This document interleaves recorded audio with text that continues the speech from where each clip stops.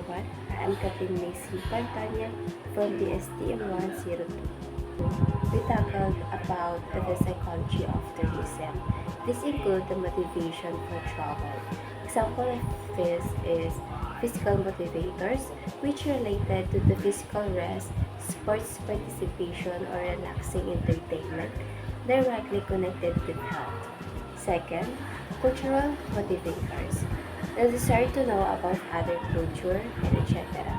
Last is the interpersonal motivators. The desire to meet other people, visit friends, or the relatives is the interpersonal motivators. The desire to meet other people, visit friends or relatives, status and prestige. The concern, ego needs, and personal development. Doug's model of typology of tourists, which consists of allocentric, mid-centric, and psychocentric. Like classify the tourists into these three categories to understand tourists better. First is the allocentric. This is the wanderers, outgoing and self-confident, usually make their own travel arrangements, enjoy meeting people, and seek new experiences and environment. Psychocentric. This is the repeater. They are the conservative, inhibited, and adventurous. They usually return to their familiar destinations, prefer heavily structured itinerary, and just want to relax. And the last is the mid-centric. This is the combination. They are between the allocentric and the psychocentric. They are also not particularly adventurous and receptive to new experiences. Classification of travelers based on purpose of travel. First is the business travelers. This include the regular business travelers, which the cost of their trips is shouldered by the company. They are the well-educated, rich, and have high-level jobs and tend to fly often. Second is the business travelers attending meetings, conventions, and congresses. Accounts for 20% of business traveler trips, and conventions are classified into three: international, continental, and national. Third is the incentive travelers. Travel is given to employees as reward for accomplishment and usually lasts for 5 days, and they may include their spouses. Leisure and personal travelers, which include the resort travelers, they are the better educated, have higher income, have professional and managerial positions. The family pleasure travelers, which include the junior families, ages of parents 20 to 24 years old. The mid-range is 35 to 44 years old, and the mature families range 45 or over.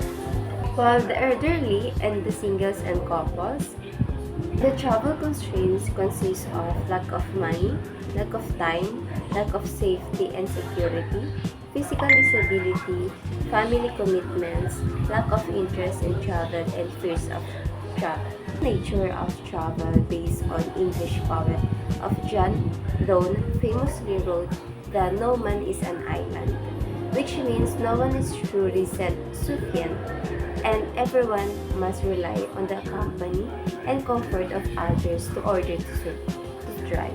Socioeconomic variables give someone who take in tourism and hospitality industry so that they can provide the services and products needed by the travelers. First is the age. Young people tend to select more active recreational activities, which elderly prefer more passive form of recreation.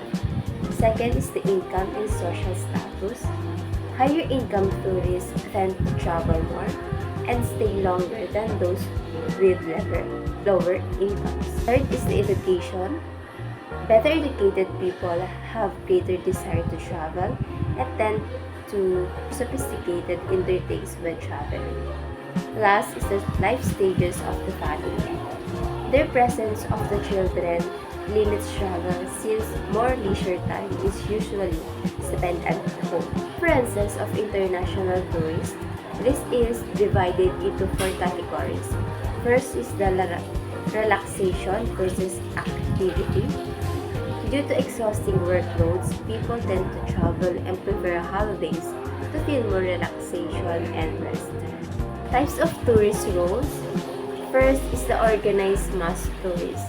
They are the least adventurous, prefer package tour, and prefers familiar environment than new environment. Second, the individual mass tourist.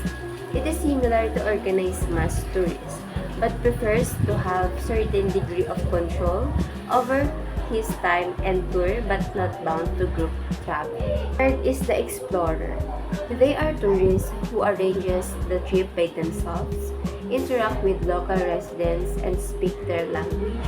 They travel internationally and they tend to return to their own country when experience becomes rough. Lastly is the drifter. Goes the farthest away from their own country, they tend to live the way the people he visits live and arranges their own tours or trip and does not seek tour operator or agent. Module 4, Tourism and Culture. The effects of culture on travel. Culture is a set of beliefs, values, attitudes, habits, and forms of behavior that are shared by the society and are transmitted from generation to generation. The importance of cultural tourism includes all aspects of tourism in which people learn about each other's way of life. Tourism is an important means of promoting cultural relations and international cooperation. Cultural factors with tourist appeal. This includes first is the art, performing arts which refers to live theater, music, and dance. Example of this is the Pangkat Kawayan, Rondalla Group, and the Philippine Madrigal Singers. This refers to painting, sculpture, graphic arts, and architecture. Example is the Sagada by Eduardo Masferri, the Fruit Gardener by Fernando Amorsolo, and the Cross by Napoleon Abueva. And is the music and dance. Music is a major source of enjoyment and dance is one of the most appealing aspects of a country's culture. Example of music is harana, kundiman, and Philippine ethnic music, while dance is Latinikling, singkil, karinyosa, maglalatik, and many more. Module 5, the transportation and travel evolution. In this module, it is tackled about the evolution of transformation from pre-industrial travel system era to post-mobility adjustment era.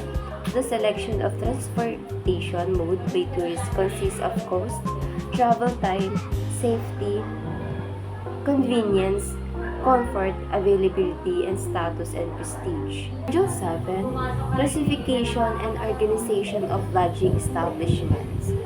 Functions and primary market includes the conventional hotel, commercial hotel, resorts hotel, casino hotel, and extended stay. For the types of food service establishments, first is the restaurants. This includes the family or commercial restaurants, coffee shops, cafeterias, gourmet restaurants, ethnic restaurants, fast foods, deli shops, buffet restaurants, and other commercial restaurants.